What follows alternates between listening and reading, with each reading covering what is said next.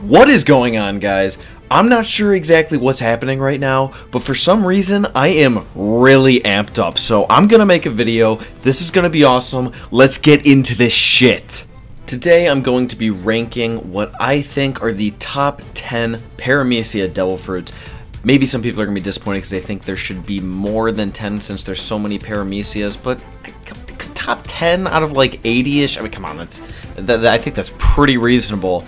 And yeah, these like are all really strong fruits, and then they kind of fall off from beyond this point. I shouldn't say that because even the 10th one is very, very fucking powerful. But I think these ones are just the most exciting to see, so I wanted to do top 10. It's also, you know, a good round number, you could call it. So that's what we're doing today. So starting in number 10, I have the rubber fruit, okay? And I know a lot of people have to be like, oh, we're done with this video, moving on. But, okay, seriously, hear me out here. For one thing, keep in mind when I am making this list, I am talking about the fruit itself. Meaning that if any person can do anything with this devil fruit, then I'm just considering it a part of the discussion, right?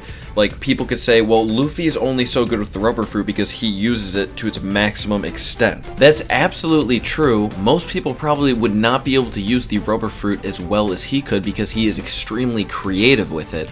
But as long as they could